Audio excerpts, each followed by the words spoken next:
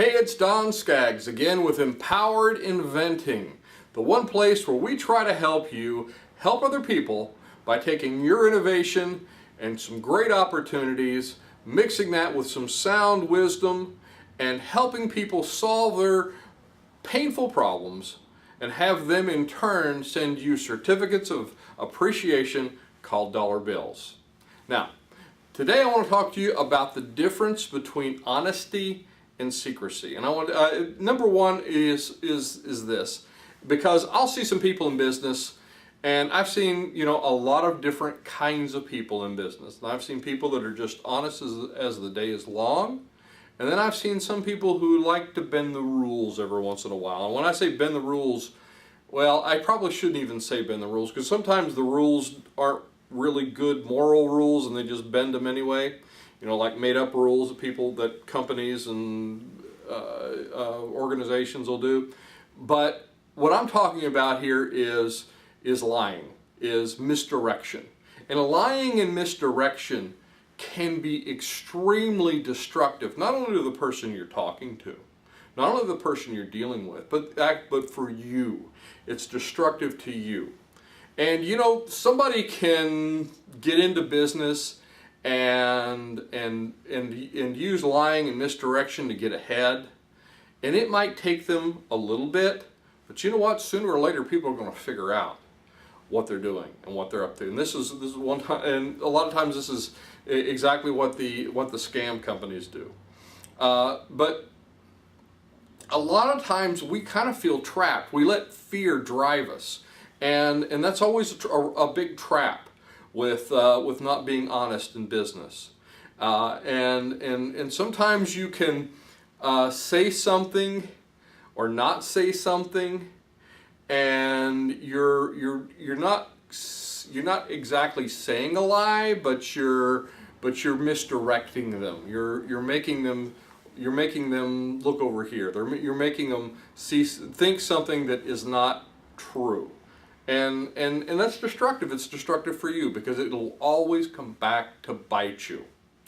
And one thing I want to be sure and convey with you on this is that not to let fear drive you to not tell the truth and not be honest. Because sometimes you'll be afraid and you'll say, well, what if I'll give you a great example of this.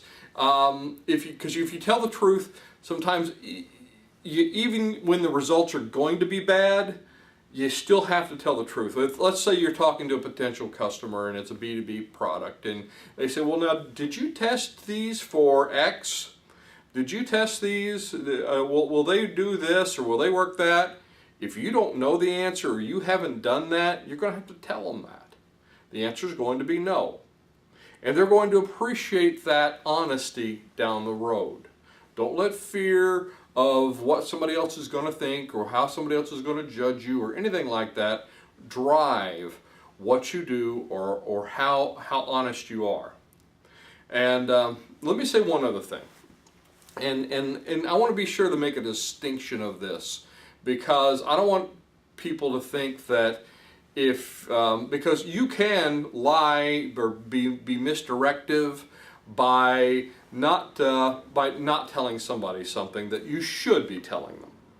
But there's a difference between that and, as my dad used to say, telling everything you know. There's an old proverb out there that says even a fool is considered wise if he keeps silent. So you don't have to tell everybody everything. And being honest and telling everything are not the same things.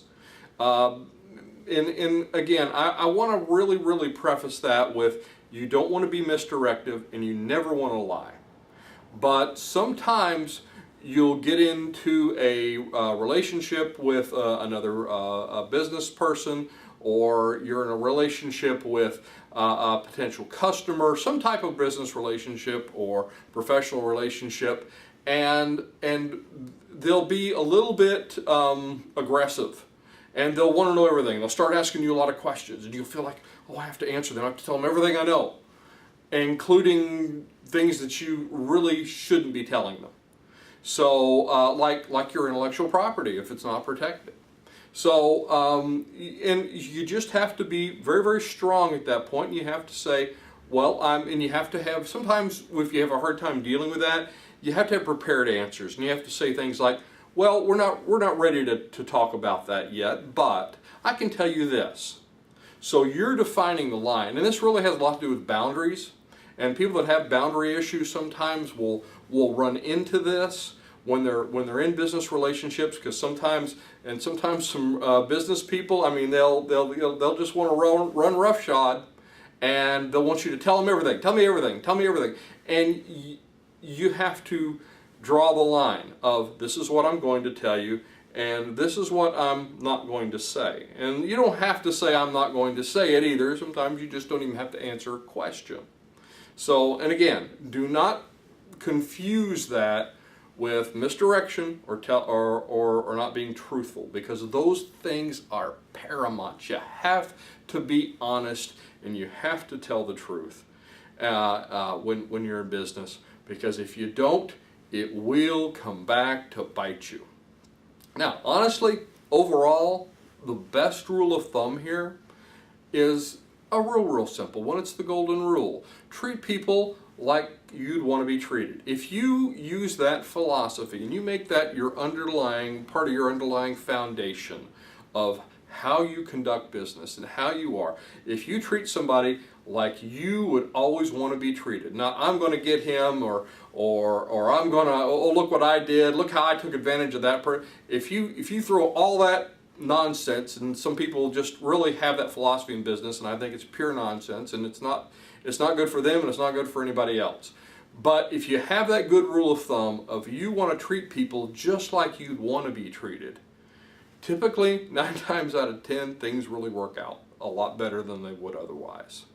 So anyway, I hope this is helpful for you. I'm Don Skaggs. This is Empowered Inventing, and I will look to see you at the next meeting, workshop, maybe one of our online classes, or on the next video.